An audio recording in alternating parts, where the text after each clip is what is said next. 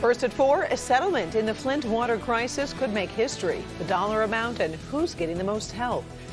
He used to be one of President Trump's closest advisors. Now he's facing criminal charges for an alleged scheme connected to the Mexican border wall. And here's Paula. Well, remember when toilet paper was so difficult to get at the beginning of the pandemic? Well, this is what's difficult to get now. Now, try being a school district that needs 100 of these or even 1,000 of them.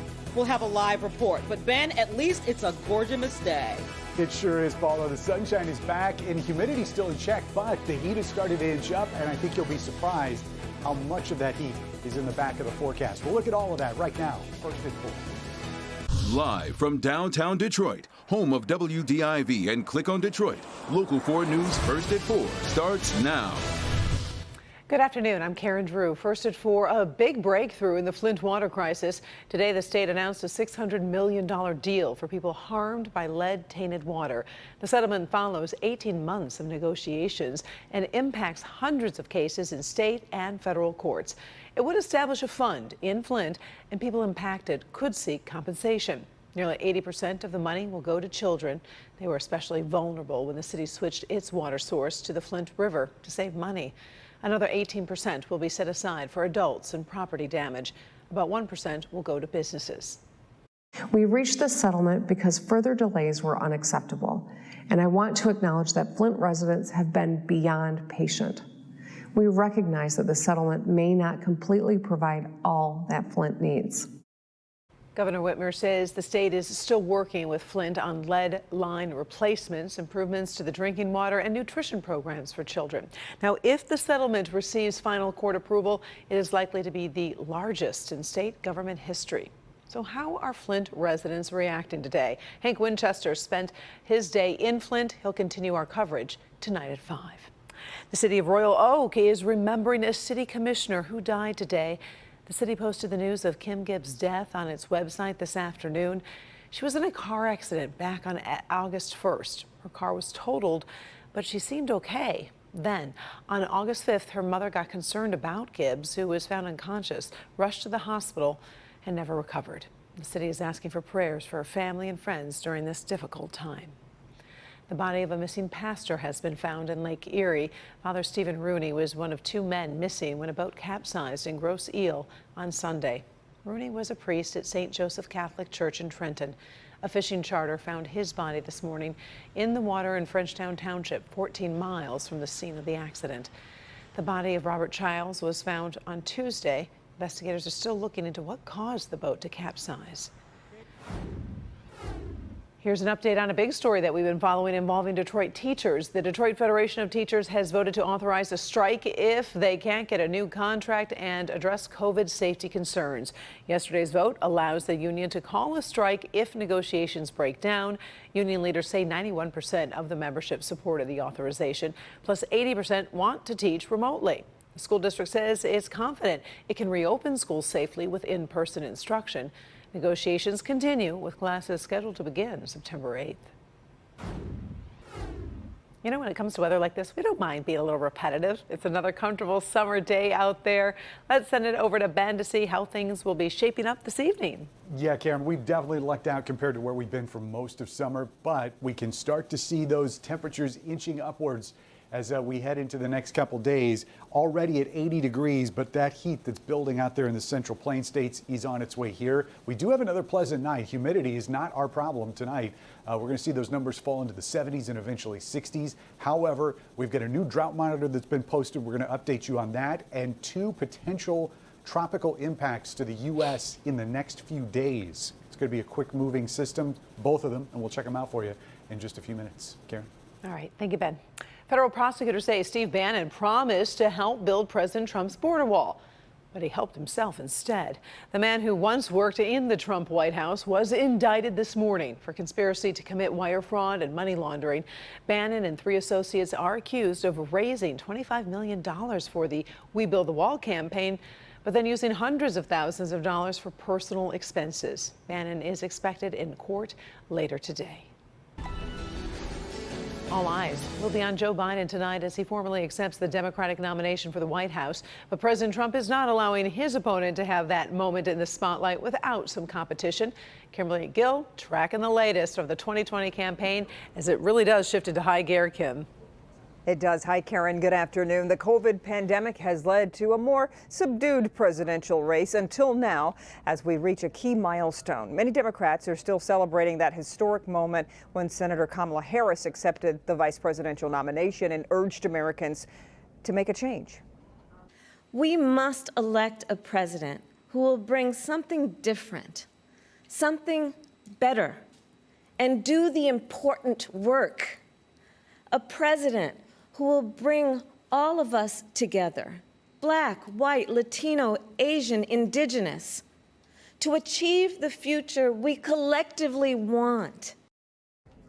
Tonight, the focus returns to the candidate himself. Joe Biden is, of course, former vice president, longtime senator, and ran for president twice before. He'll talk about why he's the one who should be in the White House. President Trump, though, isn't waiting to offer his rebuttal. He flew to Pennsylvania, the state where Biden grew up, and to take some time there and jabs at the president. Spent the last half century in Washington selling out our country and ripping off our jobs and letting other countries steal our jobs, Mexico, China, all of them, just stealing our jobs. He's been there for 47 years, and now he's going to come in and make a change. I don't think so. Before Joe Biden speaks, we'll hear from other big names such as Michael Bloomberg, Atlanta Mayor Keisha Lance Bottoms, and former presidential candidates Pete Buttigieg, Cory Booker, and Andrew Yang. So you can watch it live on Local 4 tonight beginning at 10 p.m. We'll be streaming it on our website, clickondetroit.com. The Republican convention kicks off next Monday, and we will be covering that as well. Karen, we'll send it back to you. All right. Thank you, Kim. We do have a few new developments connected to the coronavirus pandemic in Michigan. First, the state is reporting 419 new cases in the past 24 hours, plus 19 additional deaths have been added, including 11 from a vital records review. Governor Whitmer has signed the Return to Learn bills that were passed over the past week. The new package outlines more flexible requirements and funding for the coming school year. Now, remember at the beginning of the pandemic, there was that shortage of toilet paper. Everybody needed it, but it was so hard to find. Well, now switch toilet paper with laptops, and that's really the big problem facing so many school districts. For remote learning, every child needs their own device. Paula Topman shows us schools scrambling to get digital devices from a supply chain that just cannot handle the demand.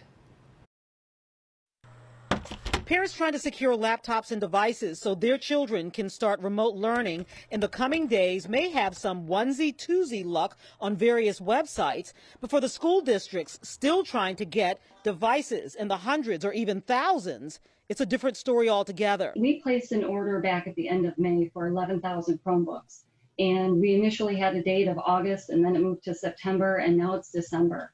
So we keep getting pushback. There's supply chain issues. You know, supply just isn't able to meet the demand right now. A massive backlog of devices means that the Rochester Community School District, for instance, is still trying to scrounge some 3,000 devices to serve the remainder of their 15,000 students. And it's also going to require us to go back into our buildings and cannibalize more labs. But as the infrastructure continues to be built, a little something not everyone realized until now, and that's that some current devices can't do it all. Not all programs run on the Chromebook. I had not considered that as one of our barriers. Therefore, we are looking into ordering laptops for that group of students that is specific to their CTE programs. Some people might think, we'll just run out to Best Buy and buy a few thousand computers. Unfortunately, depending on the circumstance, we may or may not be able to do that. Whenever we are looking to do purchasing, we have guidelines here that either indicate that we have to be able to have multiple quotes on something. We have thresholds to when we have to go out to bid on different items. This is a significant lift. This is part and parcel to the support that we need from the state of Michigan and the federal government in terms of resources so we can effectively get our kids back to school. It's almost like one step forward, two steps back, three steps sideways. Absolutely. We continue to move forward, but the landscape is shifting, It's almost as if we're walking on sand, and sometimes it feels like quicksand, depending on the day of the week and the hour of the day, because you can get overwhelmed with all of the changes that are coming our way. Now, I do want you to think about this. For those school districts who have to cannibalize, so they say, in other words, grab computers from their buildings, when students do go back to those school buildings, some of those facilities will have difficulty in replacing those items. So that's the catch-22 and the cause and effect. Not every school district is experiencing this. I did check with several, and some say they got their orders in early, and so they are A-OK. Karen? All right. Thank you, Paula. Still ahead here, first at 4, a medical emergency in midair. We'll talk about the suspicion surrounding the sudden illness of a Russian who's been critical of Vladimir Putin.